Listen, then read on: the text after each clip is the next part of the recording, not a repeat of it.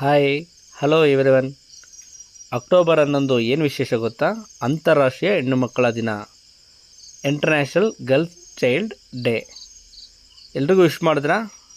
Okay, ನಾನು ಸಹ ಎಲ್ರಿಗೂ ಸಹ ಅಂತಾರಾಷ್ಟ್ರೀಯ ಹೆಣ್ಣು ಮಕ್ಕಳ ದಿನದ ಶುಭಾಶಯಗಳನ್ನು ಕೋರ್ತಾ ಇದ್ದೀನಿ.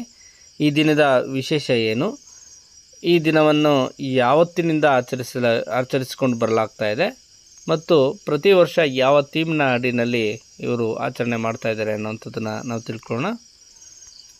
ಅಂತಾರಾಷ್ಟ್ರೀಯ ಹೆಣ್ಣು ಮಕ್ಕಳ ದಿನ ಅಕ್ಟೋಬರ್ 11 1995ರಲ್ಲಿ ಬೀಜಿಂಗ್ ದೇಶದಲ್ಲಿ ಮಹಿಳೆಯರ ಕುರಿತಾದ ವಿಶ್ವ ಸಮ್ಮೇಳನ ಜರುಗುತ್ತೆ.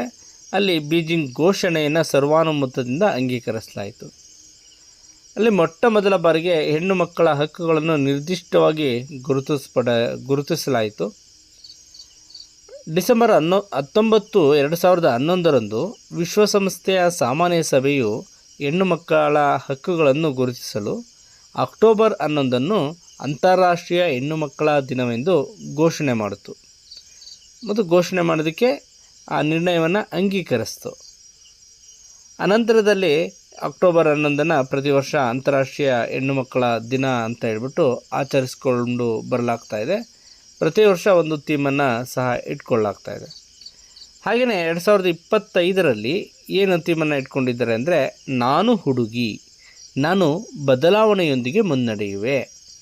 ಬಿಕ್ಕಟ್ಟಿನ ಸಮಯದಲ್ಲಿ ಮುಂಚೂಣಿಯಲ್ಲಿರುವ ಹುಡುಗಿಯರು. Theme 2025, the girl I am, the change I lead, girls on the front lines of crisis. ಇದು ಅಂತಾರಾಷ್ಟ್ರೀಯ ಹೆಣ್ಣು ಮಕ್ಕಳ ದಿನದ 2025ರ ಒಂದು ಥೀಮ್ ಆಗಿರುತ್ತೆ. ಎಲ್ರಿಗೂ ಸಹ ಮತ್ತೊಮ್ಮೆ ಶುಭಾಶಯಗಳನ್ನು ಕೋರ್ತಾ ಇದ್ದೀನಿ. ನಮಸ್ಕಾರ.